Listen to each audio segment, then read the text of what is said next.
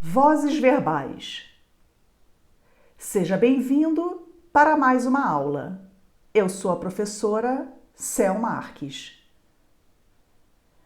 O que é voz verbal? Voz verbal é a forma como o verbo se encontra para indicar sua relação com o sujeito. Voz verbal tem relação direta com verbo e sujeito. Existem 3 tipos: ativa, passiva e reflexiva. Voz ativa. A ação é praticada pelo sujeito. O sujeito realiza a ação.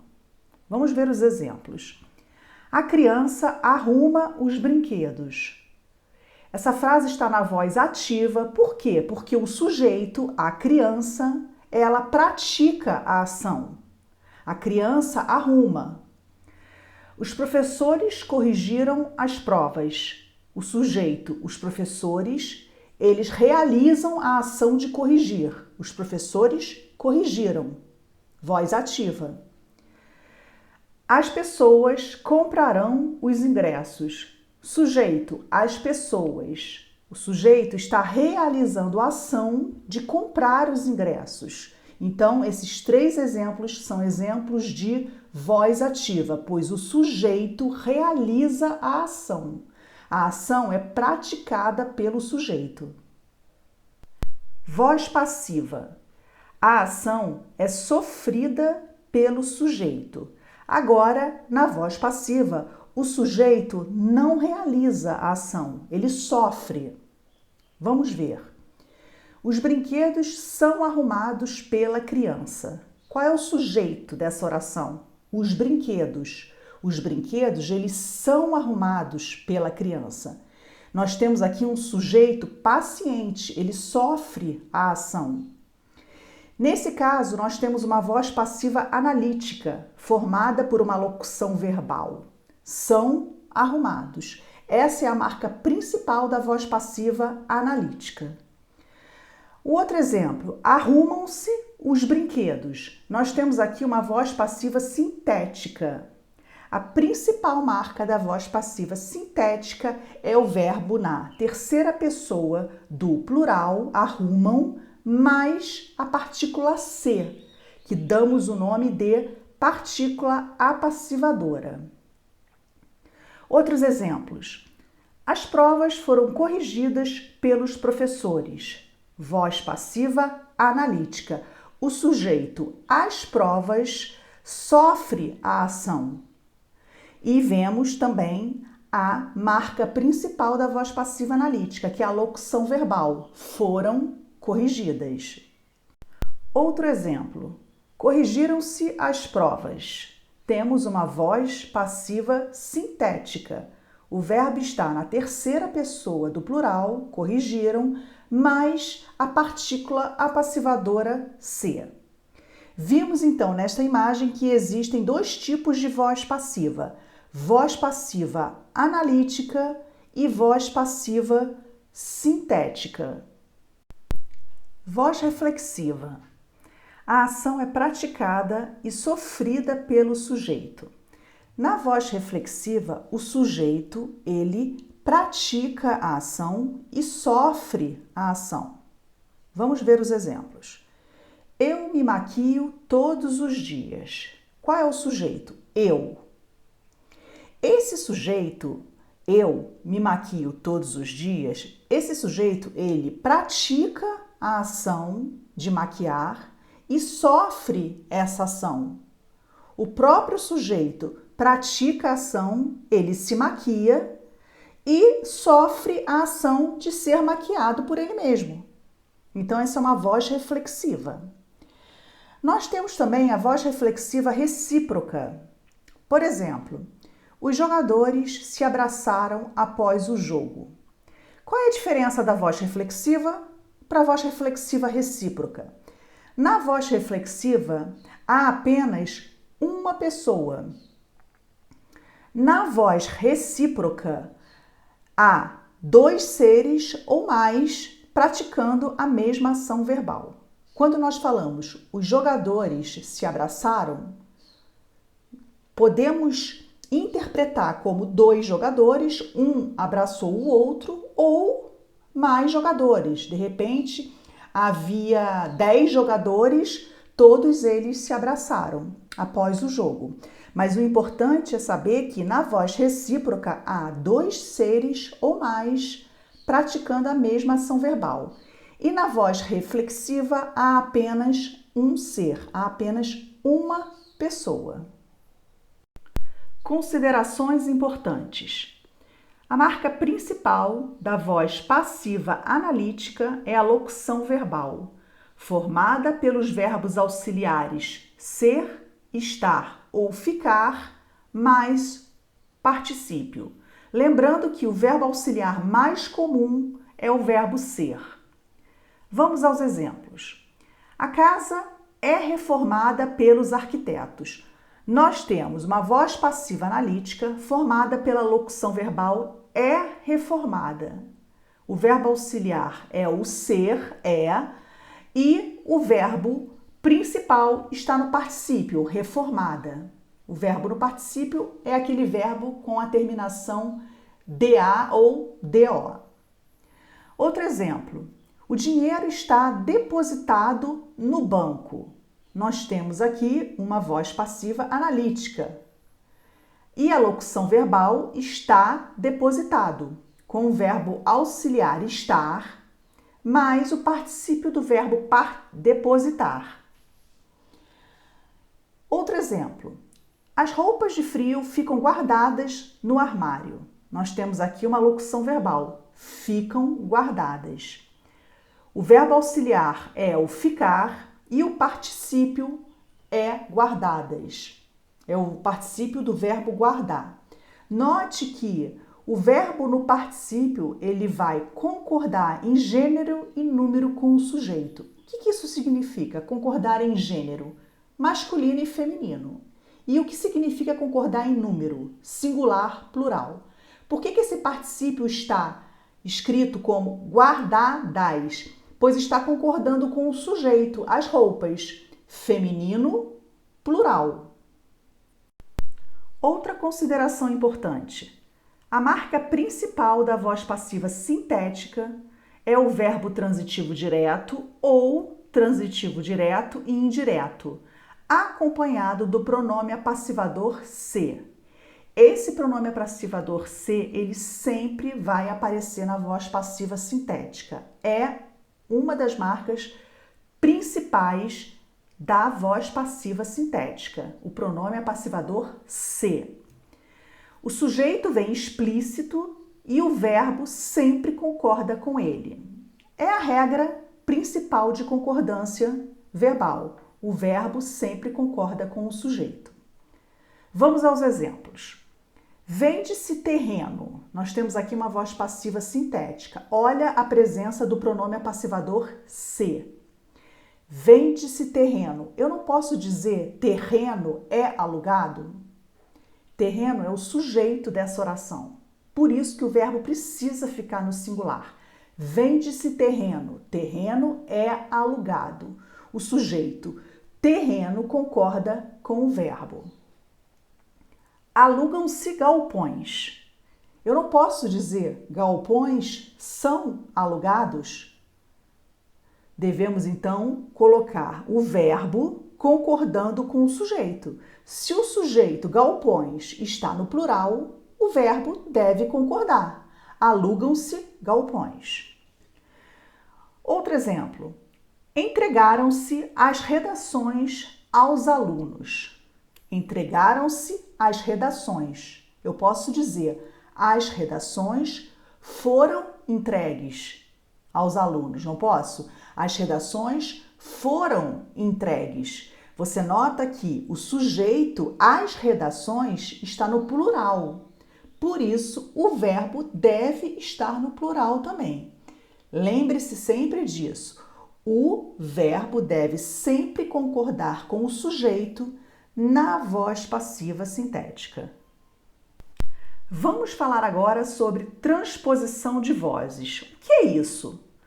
É quando pegamos uma frase, por exemplo, da voz ativa e e passamos para a voz passiva, ou vice-versa, da voz passiva para a voz ativa. Importante: para haver passagem de voz ativa para passiva e vice-versa, é preciso que o verbo seja transitivo direto ou transitivo direto e indireto. Por que é preciso isso? Porque para realizar essa transposição de vozes, nós precisamos ter um objeto direto. Por isso que o verbo precisa ser transitivo direto ou transitivo direto e indireto. Vamos aos exemplos. Meu pai comprou uma moto. Meu pai comprou o quê? Uma moto. Quem compra, compra alguma coisa. Nós temos aqui um verbo transitivo direto. E o objeto direto, uma moto, é o complemento desse verbo. Quando nós fazemos a transposição de voz, o que acontece? Esse objeto direto, ele vai passar a ser o sujeito.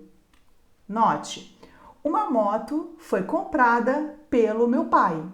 Você pegou uma frase na voz ativa, meu pai comprou uma moto, meu pai realizou a ação. Na voz passiva fica, uma moto foi comprada pelo meu pai. O sujeito, uma moto, ele sofre a ação. Outro exemplo. Eu entreguei as cartas aos moradores. Eu entreguei o quê? As cartas. Objeto direto. A quem? Objeto indireto. Lembrando que o objeto direto nunca tem preposição. O objeto indireto sempre tem preposição. As cartas foram entregues aos moradores por mim. Eu peguei uma frase na voz ativa, eu entreguei as cartas aos moradores. E passei essa frase para a voz passiva. As cartas foram entregues aos moradores por mim. Você nota que o objeto direto da voz ativa, eu entreguei as cartas, se transformou no sujeito da voz passiva. Por isso que é imprescindível a presença de um objeto direto. Eu entreguei as cartas foram entregues. Lembrando que o objeto indireto, ele continua com essa mesma função na voz passiva. Ele não se altera. Se ele é objeto indireto na voz ativa, ele vai continuar sendo objeto indireto na voz passiva. Ainda sobre transposição de vozes. O objeto direto da voz ativa, ele vira o sujeito da voz passiva. Isso é muito importante. O objeto direto da voz ativa vira o sujeito da voz passiva. Por isso que, volto a repetir, que é imprescindível termos um verbo transitivo direto ou transitivo direto indireto, pois são os únicos verbos que apresentam objeto direto. Por exemplo, a mulher comprou um vestido. A mulher comprou um vestido. Quem compra, compra alguma coisa. Um vestido é o objeto direto. Você nota que esse objeto direto da voz ativa, ele vai passar a exercer a função de sujeito na voz passiva. Um vestido foi comprado pela mulher. Então, na voz ativa, o termo um vestido é objeto direto. Na voz passiva, o termo um vestido é o sujeito. Outra consideração importante referente à transposição de vozes. O sujeito da voz ativa vira o agente da passiva na voz passiva. O sujeito da ativa vira agente da passiva. Por exemplo, as pessoas organizam a festa, voz ativa. Sujeito, as pessoas. Vamos passar essa frase para a voz passiva. A festa é organizada pelas pessoas. Pelas pessoas passou a ser o agente da passiva. Então, nós temos o sujeito da voz ativa, as pessoas organizam a festa, se transforma no agente da passiva, na voz passiva. A festa é organizada pelas pessoas. Eu quero agora que você visualize esta imagem, com essas duas setas cruzadas no centro. Você nota que A primeira frase está na voz ativa. A mulher comprou um vestido. A mulher, que é o sujeito da voz ativa, vai se transformar no agente da passiva na voz passiva. Um vestido, que é o objeto direto da voz ativa, vai se transformar no sujeito da voz passiva. Então, você visualizar essa imagem com essas duas setas cruzadas no centro, vai ajudar muito na compreensão dessa matéria, na compreensão dessa transposição de vozes. E para terminar, vale lembrar que a manutenção do tempo verbal é muito importante quando você for fazer essa transposição de vozes, ou seja, passar uma frase da voz ativa para a passiva. É importantíssimo você respeitar o tempo verbal. Se o verbo está no presente, você deve fazer essa transposição com o verbo no presente. Por exemplo, ele arruma o quarto. Voz ativa. Voz passiva. O quarto é arrumado por ele. Você nota que arruma, o verbo está no presente do indicativo. Ele arruma. Então, você deve escrever o quarto é arrumado. O verbo auxiliar, ele obrigatoriamente precisa estar no presente. Outro exemplo. Ele arrumou o quarto. Na hora de fazer a transposição, você vai escrever o quarto foi arrumado por ele. Se o verbo na voz ativa está no passado, no pretérito perfeito, você deve colocar o auxiliar da voz passiva analítica no pretérito perfeito também. Ele arrumava o quarto. Verbo está no pretérito imperfeito. Vamos passar para a voz passiva analítica. O quarto era arrumado por ele. Pretérito imperfeito na voz ativa, pretérito imperfeito na voz passiva. E o último exemplo.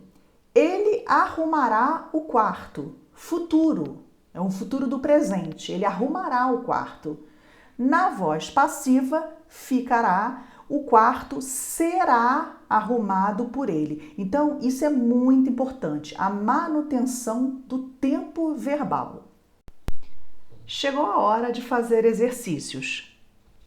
Vimos a parte teórica, mas não adianta ficar só na parte teórica. Você precisa fazer exercícios para fixar o conteúdo aprendido. Sugiro então que você conheça essa minha apostila digital, essa apostila digital sobre vozes verbais que eu preparei com muito carinho para você. É uma apostila com 35 exercícios, todos com gabarito comentado. E são exercícios elaborados por mim. Você não vai encontrar exercícios iguais na internet. Vou deixar esse link, o link dessa apostila, na descrição desta aula para que você possa ser direcionado ao nosso blog. É importante ressaltar que, além de você fazer exercícios, você também vai relembrar outros pontos importantes sobre vozes verbais. Não perca esta oportunidade de aprimorar o seu estudo. Não vai embora ainda não?